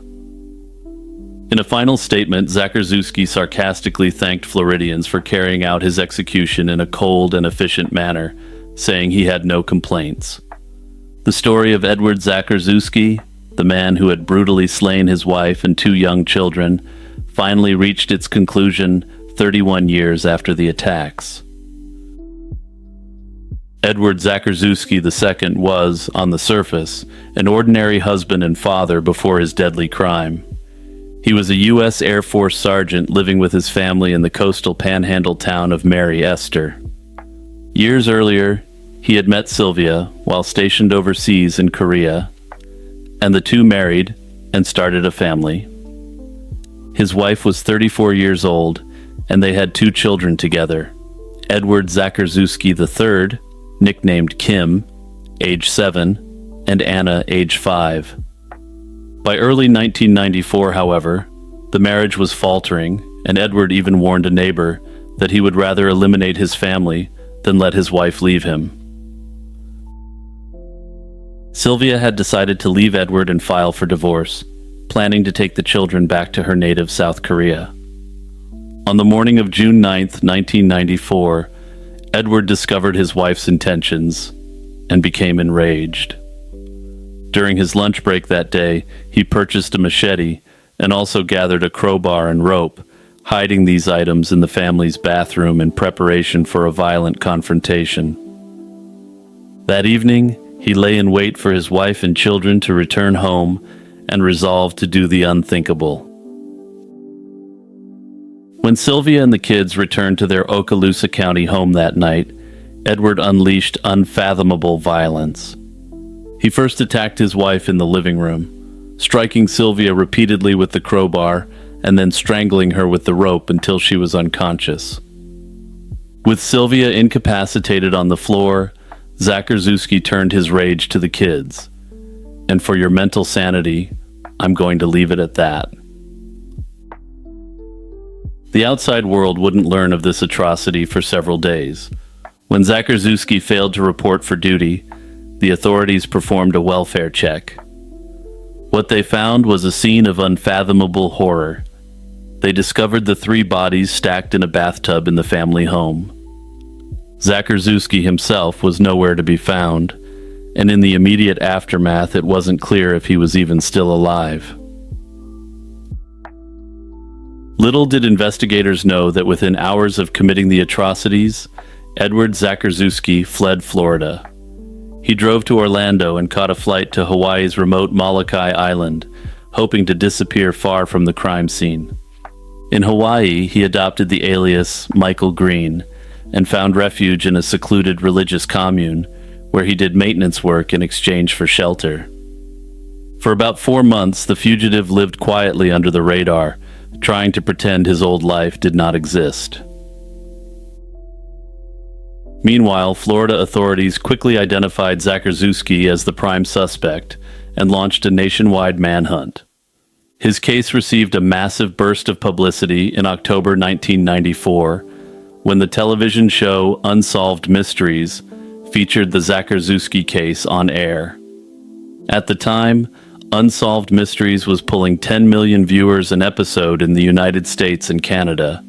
This meant that if he was still alive, it was almost certain that someone close to him had seen the episode or knew someone who had. And that ended up turning out to be the case here because Zacharzewski would be nabbed real quick. By chance, the family who had taken him in saw the broadcast and realized that their handyman, Michael, was actually the wanted man they had seen. The very next day, October 15th, 1994, Edward Zacharzewski walked into a police station in Hilo, Hawaii, and surrendered to authorities. After 4 months on the run, the man who had slaughtered his family was in custody. Zacharzewski was extradited back to Florida to face charges related to his heinous crimes. While awaiting trial in jail, he even attempted to escape in August 1995 by trying to cut through a fence with another inmate, but guards foiled the plan. Rather than endure a full jury trial, he ultimately chose to plead guilty in March 1996 to all 3 counts. This spared him a trial on the question of guilt, but a separate hearing was held to determine his punishment. Notably, Florida's system to determine whether the guilty party is condemned is quite unusual compared to other states. In Florida, in 1996, a jury would have to decide whether someone should get the big DP from the state. All 12 jurors must first agree the crime qualifies for it, but only 6 out of 12 need to vote for death to recommend that sentence. If fewer than 7 agree, the person automatically gets life without parole. This system is unusual. Most states require a unanimous jury for the death penalty. Florida's 7-juror rule was the lowest threshold in the country at the time, but more on that in a moment. Another aspect that's unusual about Florida is the limited ability of the judge to intervene. In most states, the judge has the authority to overrule the jury's recommendation. In Florida, the judge can't overrule the jury's decision except to condemn the guilty party, making Florida's approach both rare and controversial in how it handles capital punishment. In the penalty phase, prosecutors emphasized the heinous, cruel nature of the attacks and urged him to be condemned. Zacharzewski's defense, in contrast, pleaded for his life, citing his emotional distress and unstable mental state at the time of the attacks. He even boldly claimed that he chose a machete because he believed it would slay his family quickly and painlessly. This was an assertion starkly refuted by the medical examiner's testimony on the suffering the victims endured. After deliberation, the jury returned a split recommendation. By a 7-5 vote, they recommended condemnation for the slaying of Sylvia and his son, but for Anna, the jury was deadlocked at 6-6. Under Florida law, this later part was treated as a recommendation for life in prison on that specific offense only. The judge ended up overruling the 6-6 deadlock and finding that the Zacharzewski patriarch would be condemned on all 3 charges. Notably, the judge cited the fact that Anna had to witness her brother being slain with a machete and presumably felt extreme terror awaiting what was next. The case then entered a long appellate journey, as every single capital case does these days, even when there's no meaningful question of guilt or innocence. Over the next 2 decades, Zacharzewski's convictions and sentences were reviewed multiple times, but every court upheld the outcome. The Florida Supreme Court affirmed his sentences in 1998, and the U.S. Supreme Court declined to hear his appeal in 1999. Throughout the 2000s, additional state and federal appeals were filed and rejected, leaving the sentences in place. By 2016, after 20 years in the Gray Bar Hotel, Zacharzewski had run out of standard appeals and was essentially awaiting his call to the chopping block. As I mentioned earlier, under current Florida law, at least 8 out of 12 jurors must vote for a death sentence, whereas Zacharzewski's fate had been sealed by a 7-5 vote. In 2017, Florida briefly required unanimous jury recommendations, and he sought a new sentencing under that rule. However, the state Supreme Court ruled the change was not retroactive to older cases like his. His lawyers later argued that executing him despite the non-unanimous jury recommendation would be unconstitutional, but the courts disagreed. On July 30th, 2025, the U.S. Supreme Court rejected Zacharzewski's last-ditch request for a stay of execution, removing the final barrier to carrying out his sentence. With all legal avenues exhausted, the stage was now finally set for Edward Zacharzewski's long-delayed injection after years of legal wrangling and waiting. Florida Governor Ron DeSantis signed the warrant for Edward Zacharzewski on July 1st, 2025, scheduling his execution for the end of that month. In the weeks beforehand, anti-DP advocates petitioned for clemency, arguing that executing a 60-year-old veteran after so many years was unnecessary. They also noted that his sentence had only been recommended by a narrow jury vote.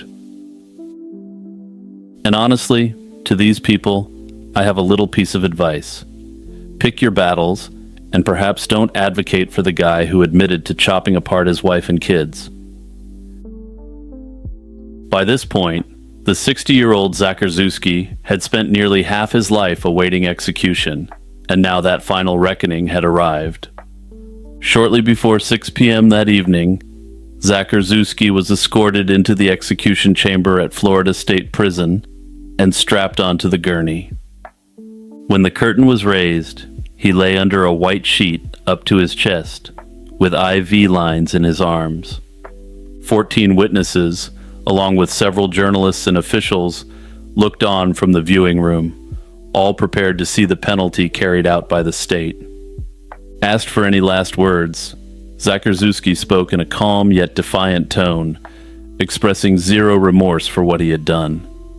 He sarcastically thanked the people of Florida and the government for executing him in an efficient manner. And with that, at 6:12 p.m. on July 31st, 2025, Edward Zacharzewski was no more. Anyway, just as a quick postscript on this one, this is one of the cases that has just absolutely pissed me off the most. The fact that this monster didn't even show any remorse in his last moments, even for what he did to his own kids, just made me absolutely sick. It also really made me question the people who were out there campaigning for the life of this remorseless perpetrator. I get that some people are fundamentally against capital punishment, but the idea that so much time and effort would be tossed into someone so irredeemable just makes me mad. And honestly, bringing up the fact that he was a veteran in an effort to try to win over some hearts and minds to his cause was really low as well. Basically, it seemed crass and manipulative, or at least that's my take on it.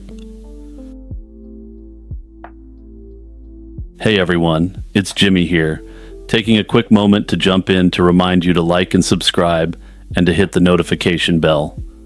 Also remember to search up Lazy Chill True Crime wherever you get your podcasts, and don't forget to follow me there for more content. The podcast is updated regularly, and I also occasionally include bonus content over there as well. It was a cool Friday afternoon on February 19th, 1993, in rural Pasco County, Florida. 12-year-old Jennifer Odom stepped off her yellow school bus around 3, just a few hundred feet from her front door. She waved goodbye to her friends, slung her book bag over her shoulder, and clutched her clarinet case as she began the short walk toward home. For Jennifer, an avid school band member, it was a routine end to the school day in the close-knit community of St. Joseph. This was a place where kids were safe to roam their neighborhoods, or so the community thought. But in the span of mere moments, that ordinary day turned into an unimaginable nightmare. By the time evening came, Jennifer Odom had vanished without a trace, and the peaceful innocence of that small Florida town was permanently shattered. When Jennifer failed to arrive home that day, her family immediately knew something was wrong. The school bus driver remembered dropping her off, and classmates recalled seeing Jennifer cheerfully heading on her way. Crucially, several children on the bus also independently reported an eerie detail that sent chills through investigators. They saw a faded blue pickup truck that had been spotted crawling slowly along the road, following behind Jennifer as she walked. That was the last known sighting of the 12-year-old, and in a span of minutes, somewhere between the bus stop and her front door, Jennifer simply disappeared. Law enforcement was alerted, and an intense search began before nightfall. The stillness of the rural afternoon gave way to the whir of police helicopters. Flashlight beams pierced the dusk as concerned volunteers joined deputies in combing the area.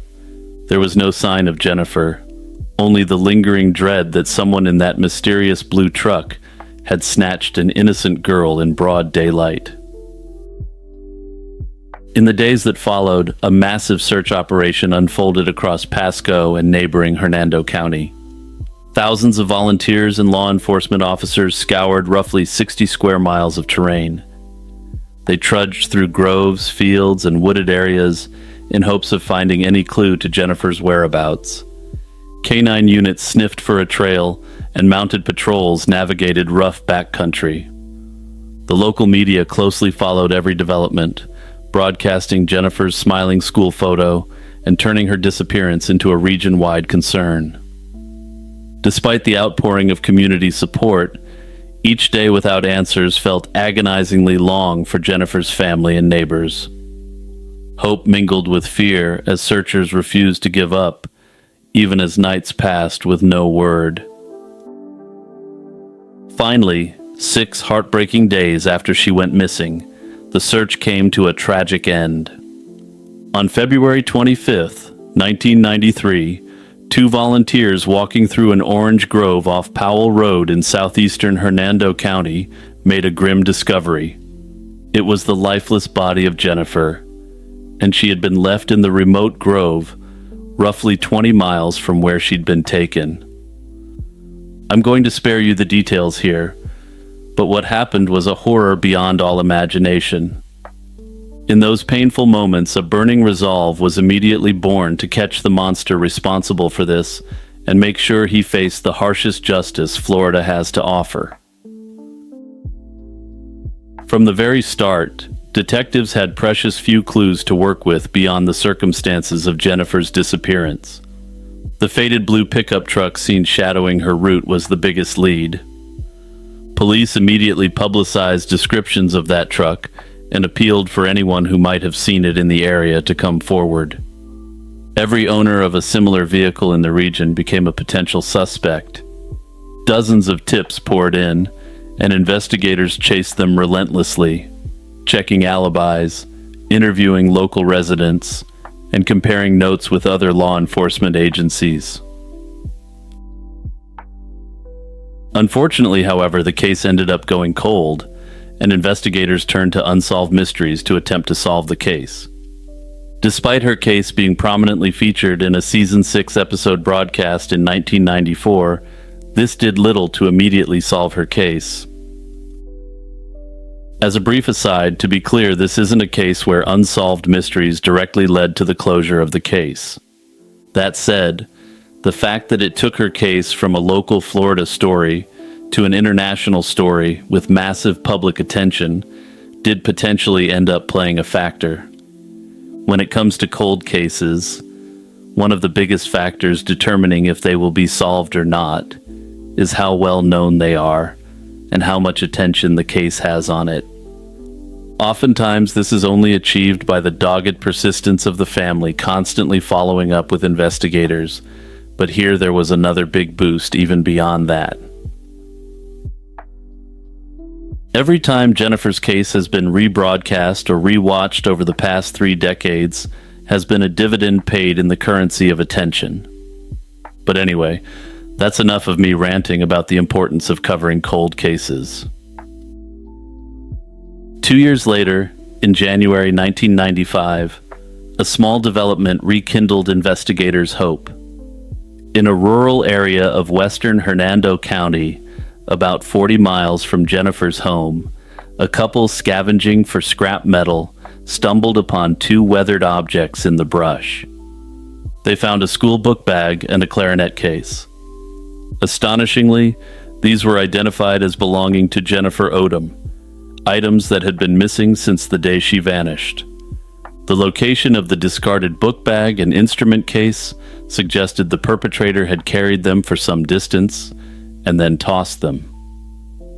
Unfortunately, while it was hoped that this may help crack the case wide open, nothing further happened at the time. Unbeknownst to many following Jennifer's case, an important clue to her mystery lay in another crime that had occurred a year before her abduction. In January 1992, just 13 months prior, a 17-year-old girl in neighboring Pasco County had also been attacked shortly after stepping off a school bus. In that incident, the teenager was beaten and subject to the most disturbing form of assault, but she miraculously fought off her attacker and managed to survive. The similarities were chilling. A girl walking home from a bus stop in the same region, attacked in broad daylight. Even back in 1993, some investigators wondered if the predator might have struck before. However, at the time, there was no suspect in the 1992 case either, and the surviving victim could only offer a limited description of her assailant. Detectives collected biological evidence from the 1992 crime scene, but at the time, forensic technology was rudimentary compared to today. By 2015, DNA technology had leapt forward, and cold case detectives revisiting the 1992 assault decided to push for advanced analysis. This ended up turning up a sinister man named Jeffrey Norman Crum, and as soon as he surfaced, the puzzle pieces from years past began clicking into place. Crum had lived in the area during the early 1990s, and, investigators soon learned, he owned a blue pickup truck back then. He was also very familiar with the rural backroads and orange groves where Jennifer had been taken and where her body was left. Perhaps most tellingly, the modus operandi of the two crimes matched almost exactly, and he had a dark and violent history. According to court records revealed later, several witnesses recalled Crum bragging or hinting that he had slain Jennifer Odom years ago. And yeah, I'm not going to let that fact slip by without commenting on it. First of all, I've covered a lot of slayings where the case was broken because the person who did it decided to go brag to everyone about what he had done. These cases in the past have invariably involved two adult males, where one claims he got the better of the other. I've never run into a case where the perpetrator is out there bragging about doing this to a kid. And that brings me to my second point. Who were these people he was bragging to, and why didn't they report this to the cops years prior? Piece by piece, a mosaic of evidence was being painstakingly assembled by law enforcement. With Crum serving 2 life sentences for the 1992 attack, detectives had ample time to prepare their best shot possible. Also, as you likely already know, the prosecution only gets one chance to present their best case due to the double jeopardy rule. These facts have dictated the glacial pace this case has advanced at over the years. On a summer morning nearly 30 years after Jennifer Odom's life was cruelly taken, the breakthrough everyone had been hoping for finally arrived.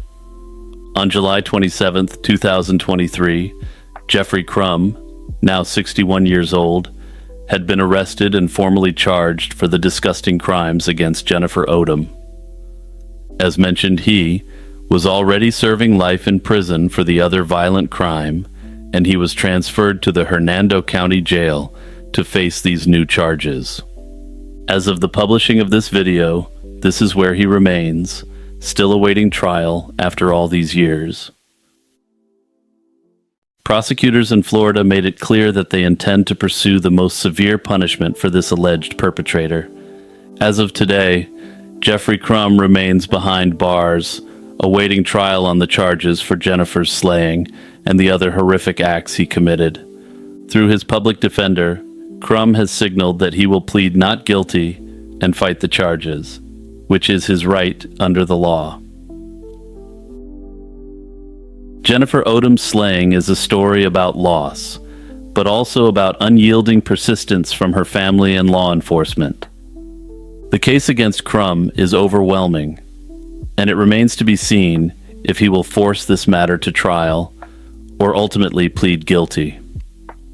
Unfortunately, given how long it takes to conduct an execution, and given his age, he may simply force the family through an extremely difficult trial. The fact that he will never see the light of day again, regardless of the results of this case, may also be a factor in his decision-making.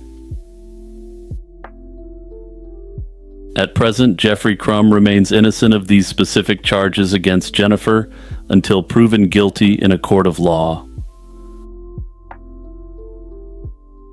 A scream shattered the calm of a February evening in 1988 as 49-year-old Gretchen Burford staggered from her Toyota Camry, bleeding and desperate for help. Moments earlier, she had crashed her car on a busy street in Mountain View, California. This was a last, frantic attempt to escape a knife-wielding attacker who had kidnapped her from a bank parking lot. Gretchen collapsed on the pavement, crying out that she had been stabbed, while her assailant fled into the night. She wouldn't survive the attack.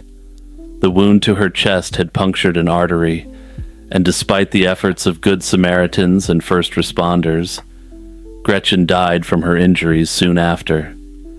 The perpetrator vanished without taking any money, leaving behind only a bloodied kitchen knife and a blue paisley-patterned cap. These were the chilling clues to a crime that would haunt the community for years before the case was blown wide open. Gretchen was a mother of 3 and a passionate advocate for justice in her community. After raising her children, Gretchen changed career paths in her early 40s by enrolling in law school, determined to make a difference.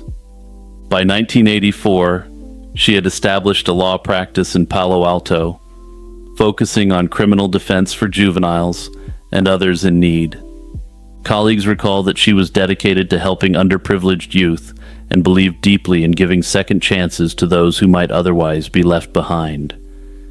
Gretchen had also just found new happiness in her personal life. Less than 2 weeks before her death, she married her second husband, Wayne Durnitz. This hopeful new chapter was cut tragically short by the events of that fateful winter evening. On February 26, 1988, Gretchen wrapped up her workday at her Palo Alto law office and began her routine drive home. She stopped at a Wells Fargo ATM at around 6:30 p.m. to deposit a check, an errand she'd done countless times without incident. Unbeknownst to her, a predator was watching and waiting. Investigators believe that as Gretchen stepped away from her car to use the ATM, an unknown man slipped into the back seat of her unlocked Toyota Camry. When she returned and sat back behind the wheel, the man suddenly emerged and pressed a 12-inch knife to her side, instantly turning an ordinary evening into a nightmare. Under threat of death, Gretchen was forced to drive about 3 miles to another bank location. This was another Wells Fargo branch near the San Antonio shopping center in the neighboring city of Mountain View. The kidnapper's plan was to make her withdraw cash from the drive-through bank machine there. At approximately 7:05 p.m., Gretchen tried twice to withdraw money at the second machine, but both transactions were denied because the amounts exceeded her account's limit. It's suspected that she may have deliberately entered an impossibly high amount in hopes of foiling her captor's robbery attempt. Unfortunately, Gretchen underestimated the man's capacity for violence and brutality. Frustrated by the failed withdrawal, the assailant began struggling with Gretchen inside the car. 2 witnesses in a vehicle behind them noticed the commotion. They saw a struggle in the Camry and even saw the driver's door crack open as Gretchen tried to escape, only to be pulled back by her attacker. In a split-second act of courage and desperation, Gretchen slammed her foot on the accelerator. The Toyota suddenly surged out of the drive-through lane, barreled across the parking lot, and shot onto the street. The car jumped the median and collided with another vehicle, finally coming to a crashing halt about 150 yards away. This risky crash was exactly what Gretchen had hoped for. It attracted immediate attention and forced the attacker's hand. As soon as the car stopped, Gretchen, though gravely wounded, managed to push the door open and tumble out. Bleeding profusely, she cried for help and shouted that she had been stabbed. Two young men rushed to her aid and caught a glimpse of the tall, muscular assailant as he climbed out of the wreck and bolted down a side street, dropping his weapon while fleeing. Tragically, the single stab wound to Gretchen's chest had already done fatal damage. She collapsed to the ground, and despite the efforts of paramedics, she succumbed to her injuries shortly after being rushed to the hospital.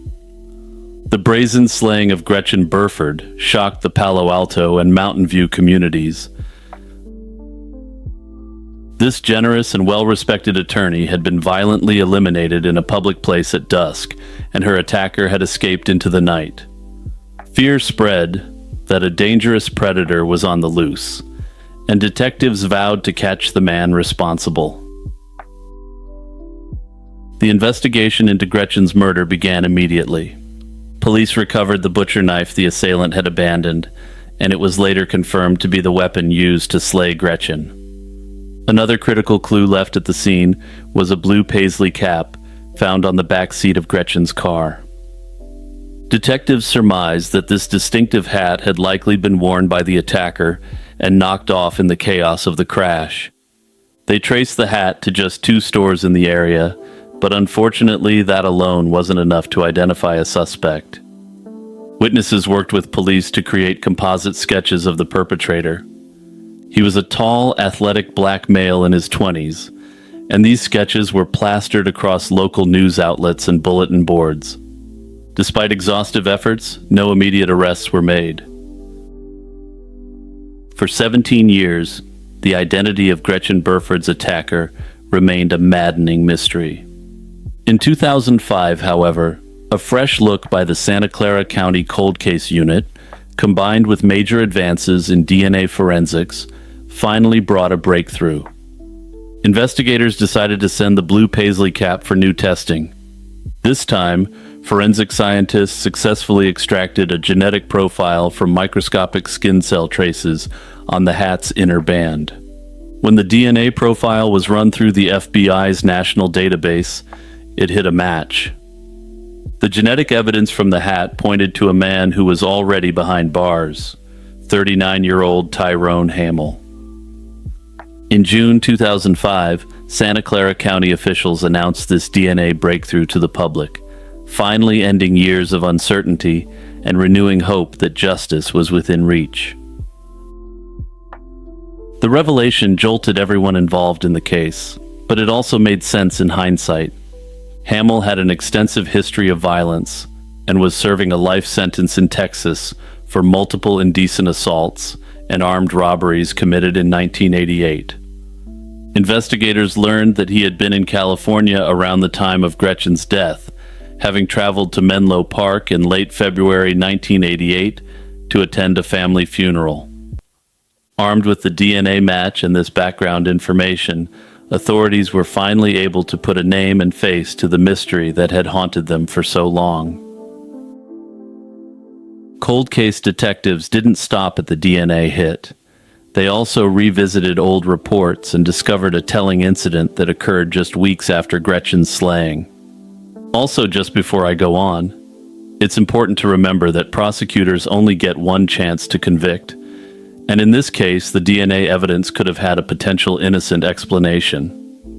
And in the criminal context, given that the prosecution has to prove its case beyond a reasonable doubt, even a pretty flimsy explanation can result in someone being found not guilty. But with that said, let's get back to the evidence itself. At a bank parking lot across the street from the Mountain View bank machine where Gretchen had been attacked, a woman reported that she found a man hiding in the back of her car late one night. When she screamed and triggered her car's alarm, The man fled, dropping a large knife as he vanished into the darkness. At the time, that attempted abduction remained unsolved, but now investigators realized it was likely Hamill, still in the area, and brazen enough to try striking again. Additionally, one of the eyewitnesses from 1988 who had seen the perpetrator in Gretchen's car was shown a photo lineup and identified Tyrone Hamill as the man he had seen. In 2007, further forensic analysis even managed to match a latent fingerprint from Gretchen's car to Hamill, erasing any remaining doubt about his culpability. Once Tyrone Hamill was identified, Santa Clara County authorities moved swiftly to bring him to justice. An arrest warrant was issued, and the process of extraditing Hamill from Texas to California began in 2005. Given the heinous nature of the crime, prosecutors deliberated whether they would attempt to give him the state-sponsored DP. Ultimately, influenced in part by the wishes and values of Gretchen's family, they opted for a different path. Gretchen had been a staunch opponent of the DP in her life, and her family agreed that a life sentence would be a more fitting outcome.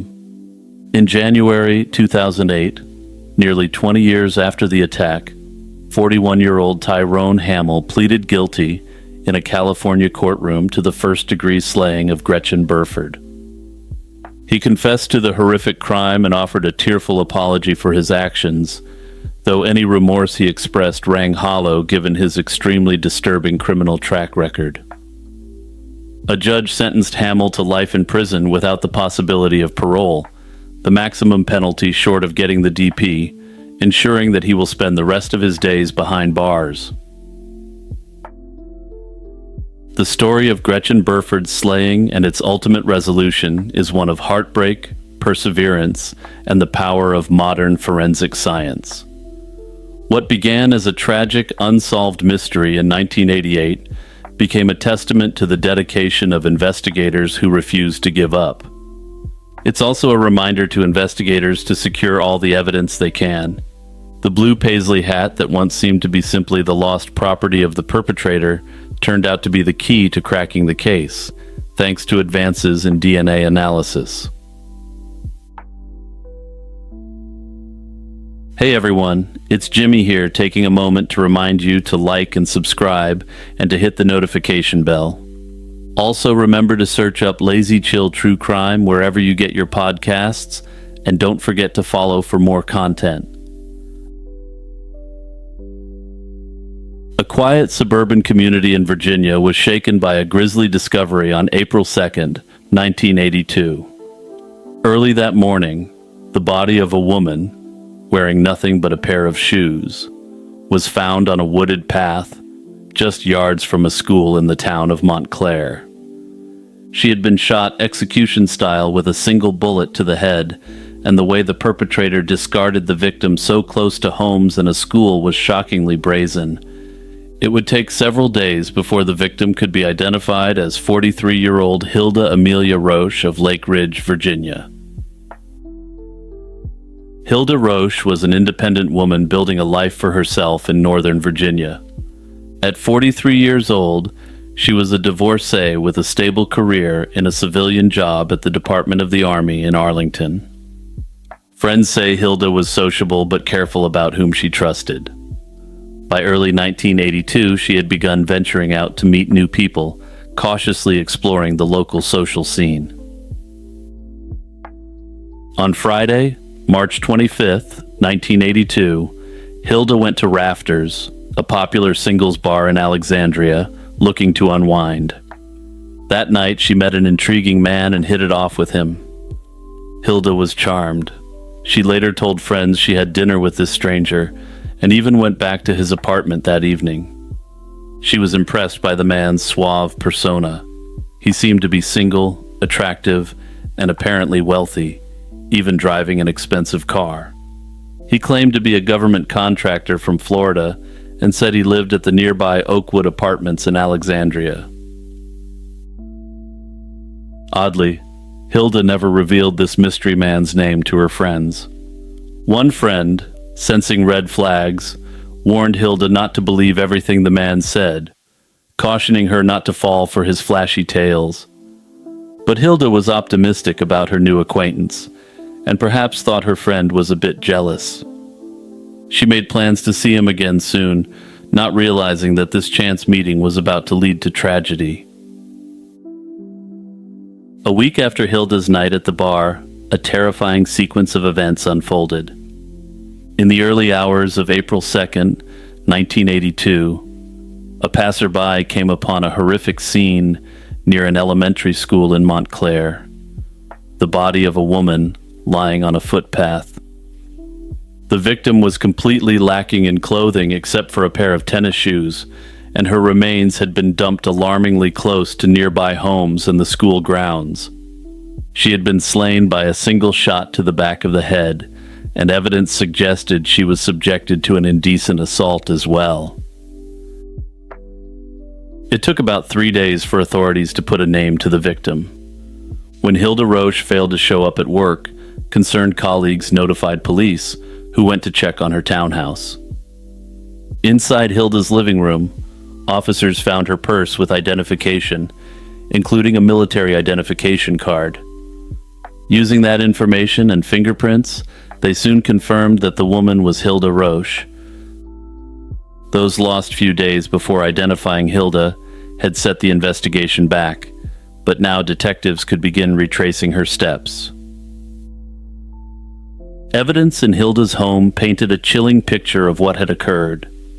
Her bedroom was in shambles, bed linens tossed, clothes strewn around, and bits of adhesive tape on the floor. It was clear a violent struggle and a disturbing assault had taken place there. Crucially, there were no signs of forced entry at the townhouse, indicating Hilda had willingly let someone inside. This pointed directly to the mysterious acquaintance she had recently met.